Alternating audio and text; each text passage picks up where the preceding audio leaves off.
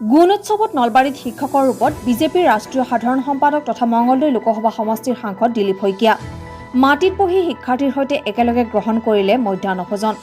নলবাৰীৰ ঘগ্ৰাপাৰ হাইস্কুলত চলি থকা ৎসৱত বৃহস্পতিবাৰে অংশ লৈ শিক্ষকৰ ৰূপত অৱতীৰ্ণ হোৱা দেখা গ'ল সাংসদগৰাকীক।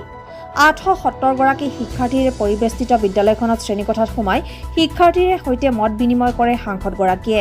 শিক্ষাৰ্থীসকলক সাধাৰণ জ্ঞান বিষয়ক ভিন্ন প্ৰশ্নও কৰে সাংসদগৰাকীয়ে।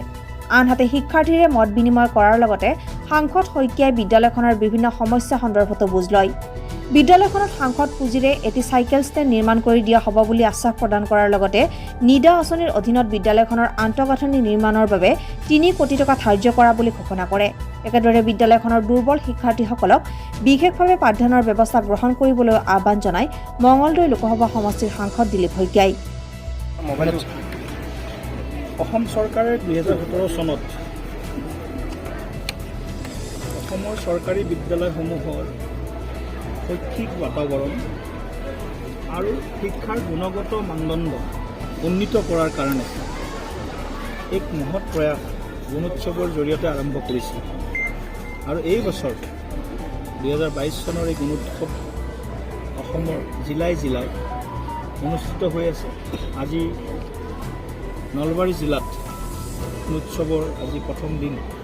আজি মই ঘগ্ৰাপাৰ উচ্চ মাধ্যমিক বিদ্যালয়ত আজি উপস্থিত হৈছোঁ আৰু মই দেখিছোঁ ইয়াত ছাত্ৰ ছাত্ৰীৰ যি সংখ্যা, যথেষ্ট ছাত্ৰ ছাত্ৰীৰ ইয়াত এনৰলমেণ্ট আছে। 854 জন ছাত্ৰ ছাত্ৰী ইয়াত 870 জন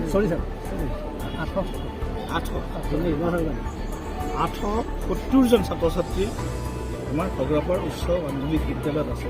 নলবাৰী জিলাৰ ভিতৰত সৰ্বাধিক ছাত্ৰ ছাত্ৰী এইখন স্কুলত আছে। সেইকাৰণে ময়ো এইখন স্কুলতেই পঢ়াৰ চিন্তা কৰিছিলোঁ আৰু সেইকাৰণে মই আজি উপস্থিত হৈছোঁ। ইয়াত যিসকল ইভালুৱেটৰ আছে আৰু এক্সামিনেশ্যন যিসকলে লৈ আছে তেওঁলোকৰ লগতো কথা বতৰা পাতি গম পাইছোঁ। এটা সুন্দৰ পৰিৱেশত এই ৎসৱ আয়োজন হৈছিল। ঘগ্ৰাপাৰৰ পৰা ৰাতুল চন্দ্ৰ ডেকা ৰিপৰ্ট, বাৰ্তা টু জেড।